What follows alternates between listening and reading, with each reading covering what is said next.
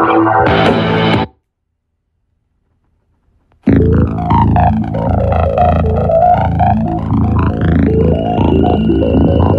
one suspect, working alone, managed to transport nearly 24 firearms up to his room, along with thousands of rounds of ammunition. He drew no attention to himself whatsoever, and even the cleaning service ladies who checked on his room daily noticed nothing out of the ordinary. This one man, who was living a happy, wealthy, retired life with no clear motive to kill anyone and no ties to any religious organizations, and even though he had no military training, he was able to take down hundreds of people from a distance in the dark, shooting out of 2 different windows, and all the while reloading his weapons at superhuman speed.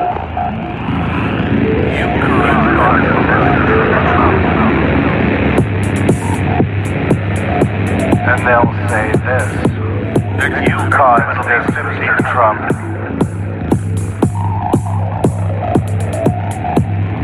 Multiple shooters above the law. It's a war between one side and the other. You don't do what we tell you, you don't resign, we will kill everyone. I wish we could educate the public.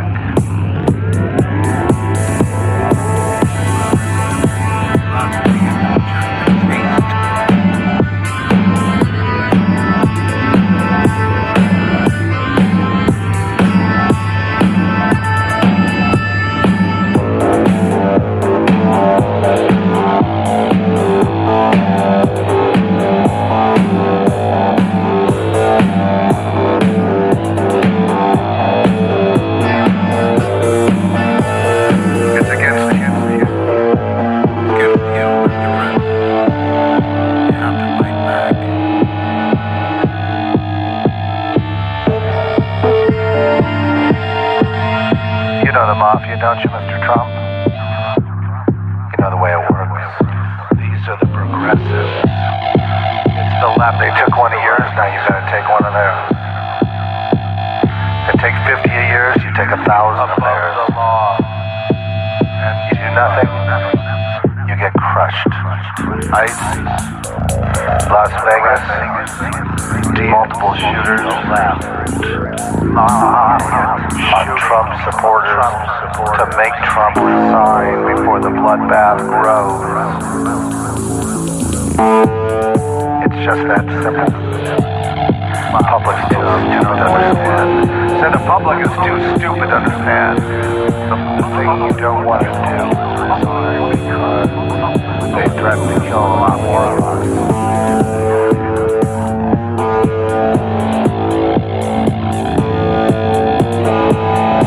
This is the cost of freedom, amen.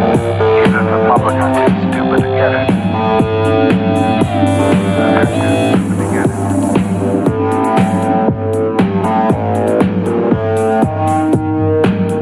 Las Vegas, multiple shooters, left-wing hit. This is the cost of freedom, amen. Even if the public is too stupid to get it. Internationalist, globalist cabal above the law.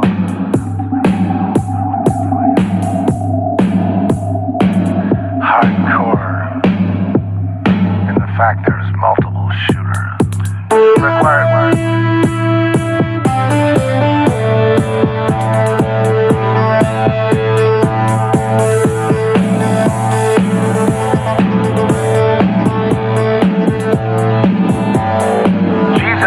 Is Lord.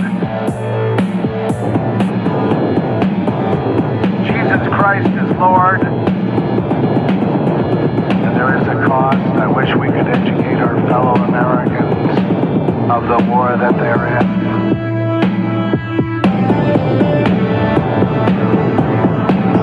It's against you, Mr. President.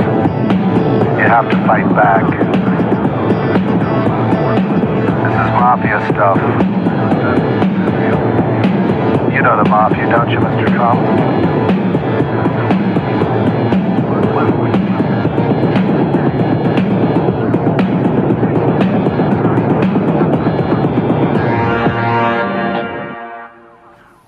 Hi, everyone. Welcome to the Porthole to Justice, the window to the truth. It is August 31st, 2018. I am your host, Amelia Duran, and I'm really excited to introduce my guest tonight. I'm going to be having on Laura Loomer, who is a really fearless political activist and investigative journalist. She has worked with Rebel Media and Project Veritas, and I'm really excited to have her on tonight. And let's see, what else? Okay, I'm just going to go for it. I'm going to give her a call, so stand by. Here we go. Hello? Hi, Laura. Welcome to the Porthole to Justice. Hey, how are you? I'm good. How are you? I'm doing well. I'm super excited to have you on because I think I haven't caught up to your work. The last time that I checked out one of your videos, you have to forgive me, I think it was like in 2015, and you were being very outspoken already on the politicians using the children for, sex agendas and so forth. And that's how I became aware of you personally. But I guess we also have a mutual friend, Lazaro Encinero. So, yes. Yeah. Met him in Vegas. Yeah. So go ahead and just give me your spiel. Go for it. So I'm a conservative investigative journalist, and I started my career working with Project Veritas. And it was with Project Veritas where I was an undercover journalist, and I was undercover in the Hillary Clinton campaign, exposing voter fraud, corruption, all types of issues. It was great working with them. And then about a year and a half ago or so, I decided I wanted to go independent. So I went independent, and I was working with Rebel Media for a little while, and then went fully independent. And now I have my own media company called Illuminate Media. And I basically just go around confronting politicians and political figures, and I make these videos in which I ask them questions that the mainstream media doesn't ever ask, but the American people want answers to. And so I really enjoy it, and I really enjoy my independent journalism career as of now, and that's what I do. Awesome. And you've had some, controversial confrontations with the likes of Hillary Clinton, and you want to speak about that a little bit first? Yeah, so I actually confronted Hillary Clinton about a year ago. It's going to be a year next month, and it was when she had her book signing in New York City. And as you know, she wrote her book called What Happened, which was a joke because everybody knew what happened, right? And it was just hilarious that Hillary was writing this book. So I showed up and I asked her what happened, but I asked her what happened to her 33,000 emails, what happened in Benghazi, what happened to all the money that was supposed to go to the people in Haiti. And she wasn't happy with my questions. And so, of course, I was removed by Secret Service after confronting her and Huma Abedin. But that's the thing, is these people, they like to weaponize security, and they like to weaponize Secret Service, and they don't really answer questions. They just take advantage of security. Uh-huh. So there was actually an incident for you with security. Am I to understand that correctly? Well, there's a couple. You'll have to specify which one. Well, I guess Laz was telling me that you actually shaved your head to go into skies. No. No? Oh, I was like, what are you talking about? No. I did not shave my head. Maybe he's thinking of something else. He's maybe thinking I dyed my hair. Oh, okay.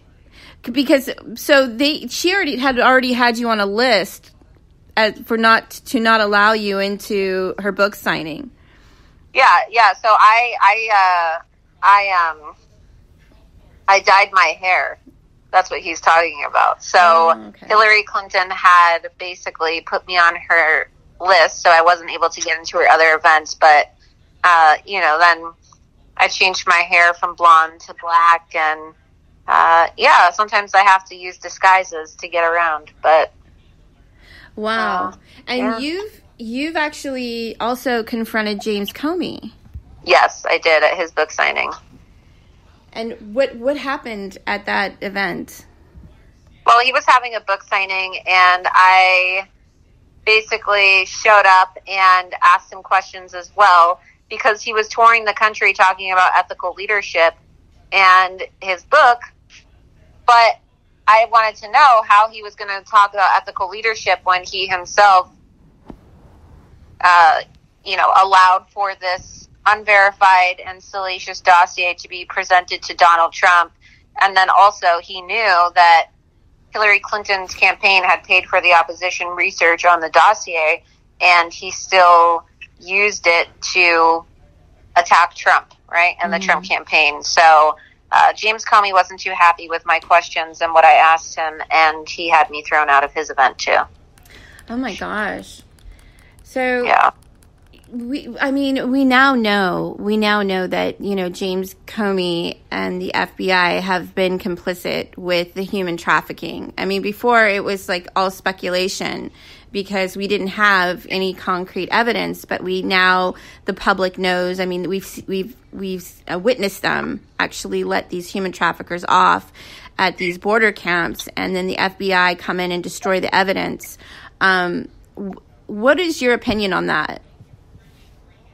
Well, I think the FBI is like a very corrupt organization, and we see that all the time, right? We see instances of the FBI constantly destroying evidence or interfering with things and then not really providing the American people with answers. I mean, speaking of children, just look at what happened in New Mexico with that jihadi training camp.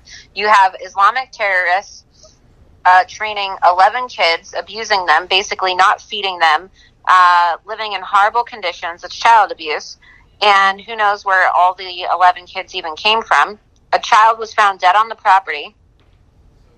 Yeah. And the FBI goes in there, and then not only have all the charges against all the suspects been dropped because of incompetence and failure to file charges, I guess, within a 10-day period, but they destroyed the compound. So you have to ask yourself, why would the FBI destroy a terrorist compound? Why would they destroy the evidence of something like that could really, put people away for a long time? It really just kind of makes you wonder, like, what the FBI is doing. Sure, it's absolutely undeniable now that, we have these criminals running our government that are no longer representing we the people in Congress.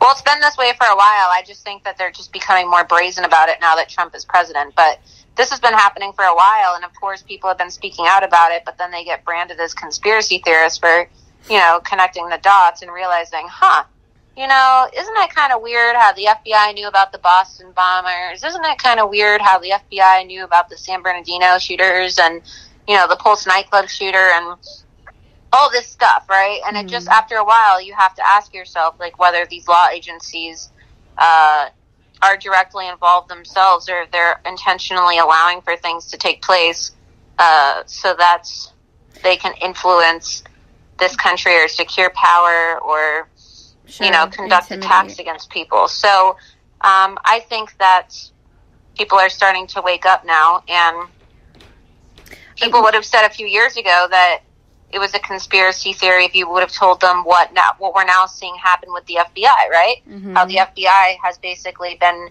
corrupted and utilized as a weapon by the Democrats against conservatives and Trump. People would have said that would sound really crazy and conspiratorial, but, look what we have happening in this country. You investigated the Las Vegas shooting. Yes. And what did you think about that, how that all went down? I mean, because to me it was pretty obvious. It's horrible, honestly. It's just more corruption within the FBI. Mm-hmm. I mean, the FBI hasn't even given Congress a briefing yet on an official briefing on the Vegas shooting. I mean, this is the worst mass shooting in U.S. history. ISIS claimed responsibility, and then immediately you have the FBI coming out saying that ISIS wasn't responsible. Well, I don't know how that's possible when they're not even doing a full-blown investigation. Mm-hmm. What do you think about this theory that these are hired mercenaries, private mercenaries that are conducting these staged events? What do you think about that theory? I don't think, well, they're not staged. I mean, I don't know. It depends on what your definition of staged is, because these events are very real. They're happening. Mm-hmm. But when you say the word staged, I mean... Well, I mean, and when I mean it in terms of coordinated events, clandestine events, so to speak. Well, like I said, I think that they're just becoming very brazen now, and people are starting to catch on, and they're becoming more frequent. These events used to only be common. Well, they weren't commonplace, right? So we would only see shootings or attacks every so often, and so for people, it wasn't something that they really thought about, right? They just thought it was a tragedy. But now there's so many of these attacks and shootings and things happening, and they're so similar in nature, and people are really starting to wonder, right? Mm-hmm. And that's my big concern too, is it takes a few of them for people to catch on. Like I said, with the FBI and these terror attacks, for an example, with how the FBI always seems to be involved, right? After a while, it just becomes more than a coincidence. Mm-hmm. And what do you, in your investigative journalism, have you found that a lot of this connects to the human trafficking? I'm sure there's probably some elements of human trafficking involved in the Vegas shooting because of, there's in the Philippines, for example, where the $100,000 was transferred, there's a lot of child trafficking. And you see the child pornography on Stephen Paddock's laptop, but, what is the full story there, right? Like, what is the full story with the child pornography and, ISIS claiming that they're involved? Like, you have to put two and two together and realize, well, ISIS has a very big presence in the Philippines, right? That's where the money was transferred to. Mm-hmm.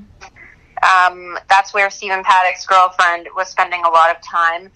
They found child porn, right? I had a source contact me mid-investigation that was telling me that the $100,000 was used for child sex slaves, right? Mm-hmm. But, we're not getting answers. I wouldn't be surprised, though. I mean, as we know, the FBI has been directly involved in incidences like this. They're aware of predators and pedophiles, and they themselves, just recently took down a bunch of pedophiles in their own sting. So I think that child trafficking is probably at the center of a lot of different crimes and things that are happening behind the scenes, but we're never getting the full story, right? Yeah. I personally host this show, The Porthole to Justice, and a blog where I've been exposing the corruption and the fraud on the court to displace up to 24 million American children on American soil.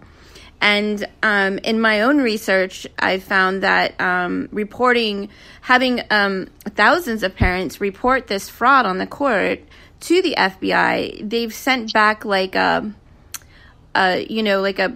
uniform letter that their cases do not meet the requirements for their department to investigate. And when all of them got back letters similar to this, I realized that I knew back in 2014, 2015 that the FBI was complicit with these crimes. However, when I would speak to that, I was labeled a conspiracy theorist. So, well, yeah, I mean, they always call us conspiracy theorists, don't they? Yeah, but now it's coming out, and people are seeing that these are not just isolated incidences, and the trafficking isn't just happening at our borders here in America, but it's a global network and a global issue. Definitely. Sure. Definitely is. So you've had a controversial career. I'm reading some of this stuff. I didn't get a chance to go over everything, but you've had like criminal charges filed against you for tapping university officials. Yeah, which didn't stick, by the way. I mean, anybody can file a criminal complaint, but it was just a tactic to kind of get me kicked off campus. because my university wanted to basically kick me out for the expose I did. But in the end, everything I did was completely legal, and the university was forced to give me my diploma in the end. But they just didn't want to admit to the fact that their employees gave me the okay to start an ISIS club on campus because they looked ridiculous, right? I was trying to prove a point about this political correctness on college campuses, and I was right. Mm-hmm. And you've also notably, you interrupted Shakespeare in the Park. Yes. I love Shakespeare in the Park. Yeah, they were doing a version which featured Trump, and it was like assassination porn, and they were inciting violence, and it was the same week that Steve Scalise got shot, and for me, I just thought that they should have had enough decency to not do that, right? Mm-hmm. So a lot of your content, I'm just now getting familiar with it because I just learned about you last night, basically, and I realized that I remember her when she was exposing politicians, like early on, even before Pizzagate, and I was just like, I was talking to Laz last night, and he's like, yeah, let's get her on the show.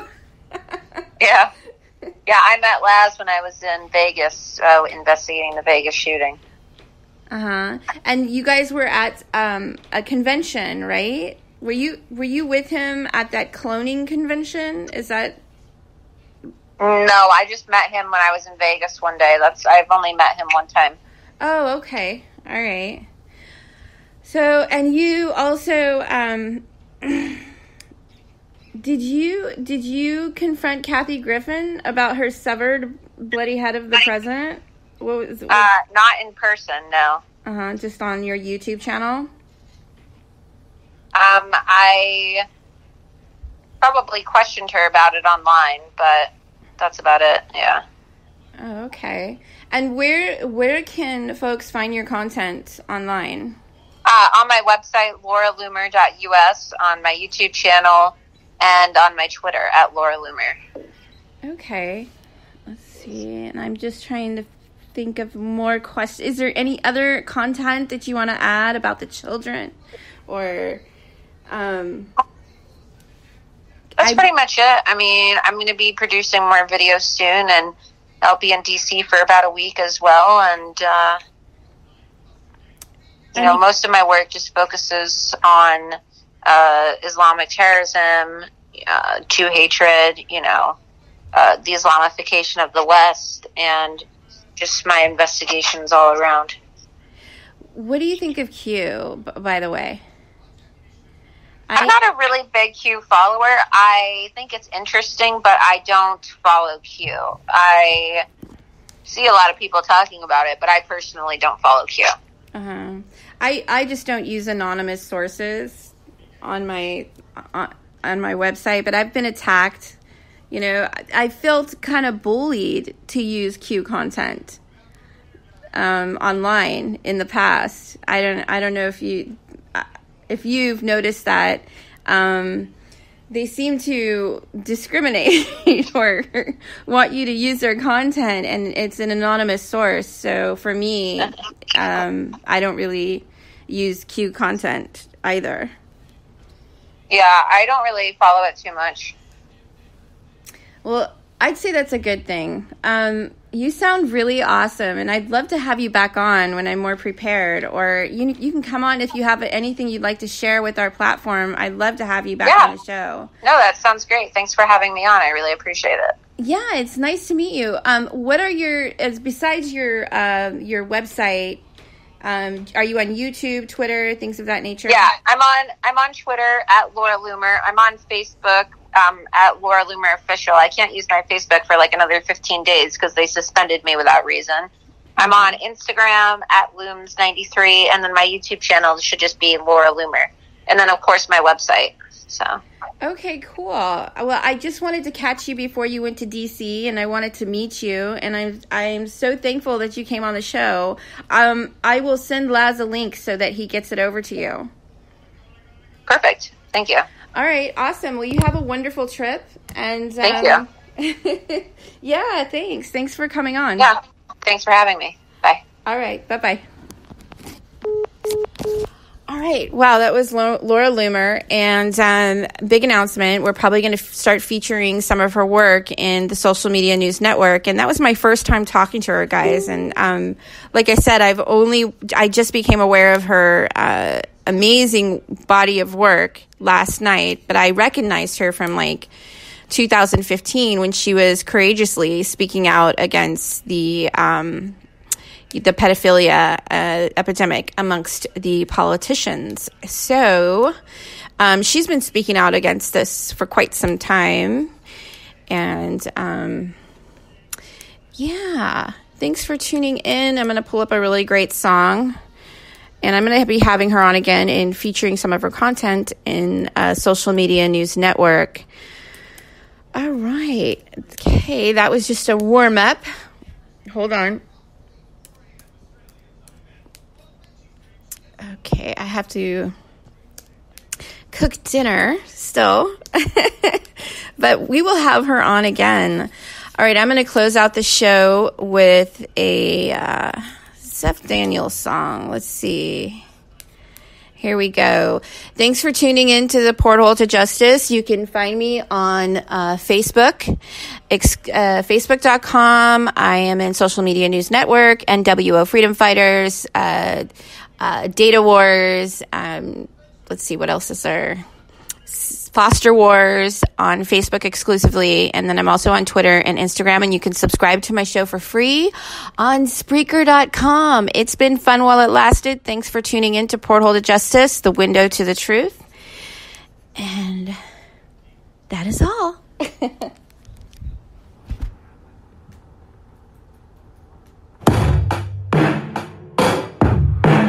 I wanna know, I'd like to see you when you decide you've had enough of them.